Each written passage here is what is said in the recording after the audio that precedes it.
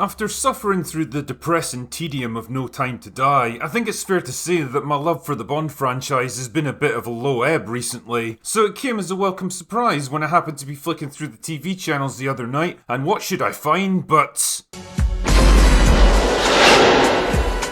And goddamn, what a perfect movie to wash away the unpleasant aftertaste of the Daniel Craig era, reinvigorating my appreciation for the Bond films in much the same way that it reinvigorated the entire franchise way back in 1995. A fun, fast-paced, action-packed adventure with awesome characters, great set pieces, and a brand new lead actor that successfully brought 007 into the modern era without compromising the core elements that made the character so popular in the first place. So what the fuck? Why not share my sense of goodwill towards Bond and do my best to break down why GoldenEye was so damn good. Set your martinis to shaken and stirred because the drinker's going all in on this one. The movie kicks off in 1986 with Bond and fellow 00 agent Alex Trevelyan infiltrating a Soviet weapons facility in Siberia, and the moment that you see that epic leap from the top of a monstrous hydroelectric dam, you know this movie isn't fucking around. It wouldn't be a Bond movie without an awesome stunt in the prologue, and this is one of the best I've ever seen. Anyway, Trevelyan ends up getting captured and executed by the Soviets, but Bond as always manages to escape with a mixture of quick thinking and improvisation just before the facility gets blown to pieces. It's one of the best, most action-packed Bond intros ever made, and a neat little self-contained adventure in its own right, introducing characters that are going to be important to the main narrative later. Flash forward 9 years and the world is now a very different place. The Soviet Union's gone, the Cold War's over, and men like Bond are increasingly seen as outdated relics of a different time, not least of all by the new M, who makes it pretty fucking clear what she thinks about Bond and his decidedly old school approach.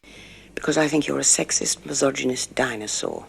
A relic of the Cold War. But when a rogue Russian general destroys a Siberian military base and gets his hand on an orbital weapons system, Bond is sent in to put a stop to his plan and recover the device. But who's really behind the attack? What are they planning? And how is it connected to the theft of an advanced new stealth helicopter? The only person who might have answers is a Russian computer programmer who escaped the base in the aftermath of the attack. GoldenEye came along at kind of an interesting time in the history of the franchise, and the world for that matter. The Cold War had ended in 1991, and with it, the driving force behind so many of the Bond movies up to that point. Not only that, but 6 years of legal problems had delayed further movies, causing Timothy Dalton to quit the role and basically killing the franchise's momentum. So there was kind of a lot of expectation on GoldenEye to resurrect a series that had become stale and boring, and revamp a character that seemed kind of dated and irrelevant. But luckily enough, the movie delivered in spades, partly because of a smart, tightly written script, partly because of excellent direction by Martin Campbell, who also went on to direct Casino Royale a decade later, and partly because of a great cast who really give it their best. GoldenEye is one of those rare movies that manages to balance all the key elements of Bond just right, delivering excellent set pieces that are faster, more inventive and dynamic than pretty much anything that had come before. Watching Bond drive a tank through the streets of St. Petersburg without even a hint of CGI is never not going to be awesome. The antagonists are fucking great too. Compared to oddballs like Goldfinger, Hugo Drax and Blofeld, the bad guys in GoldenEye are mostly grounded and believable. Well, apart from this dickhead.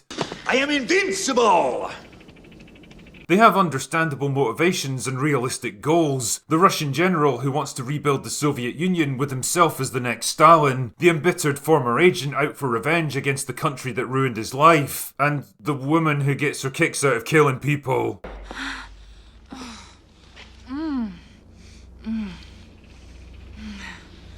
I mean, it's still a Bond movie, what do you want me to say? I really love the conflict between Bond and Alec though. While other enemies challenged Bond on an intellectual or a physical level, Alec is the first to rival him in every way possible. He's just as highly trained and highly experienced, he's ruthless and resourceful, and he's absolutely focused on his mission. You've got to love the visual symbolism when they reunite for the first time in 9 years, in the middle of a shadowy junkyard filled with the dismantled statues of Soviet leaders. Two relics from the Cold War, surrounded by literal relics of the Cold War. And holy shit, the fight between them at the end is absolutely brutal. Just two highly trained fighters going at it with everything they've got. It's some of the best fight choreography I've seen in this franchise, and it even holds up pretty well today. This was also the first Bond to feature a female M, and again, the scene where she faces off against Bond is a great example of what happens when you combine two great actors with smart writing and direction. It's clear that Bond's met his match in a powerful female character who manages to be forceful and assertive without coming across as a total asshole or making Bond look weak in comparison. Take note, modern writers. Even the gadgets actually play an important part in the story. That exploding pen scene is a genius bit of tension building. I must have watched it a dozen times and I still can't keep track of it. All these elements are great, but probably the film's biggest achievement was delivering an excellent new 007 in the shape of Pierce Brosnan, who turned out to be exactly what the series needed.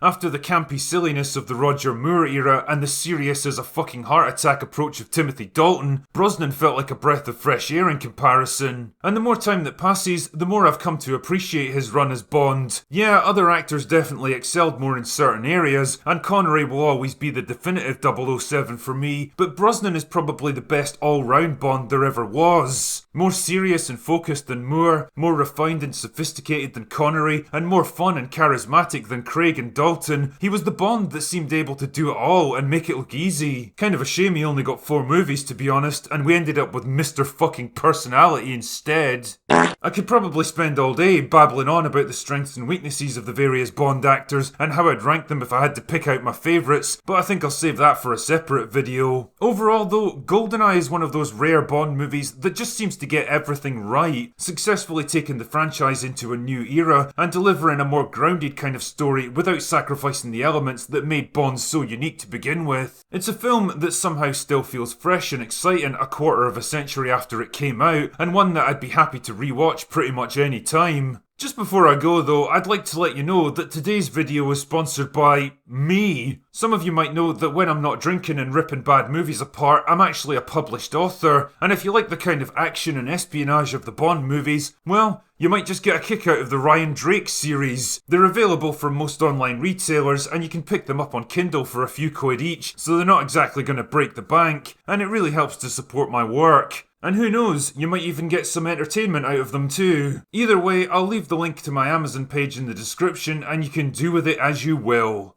Anyway, that's all I've got for today. Go away now.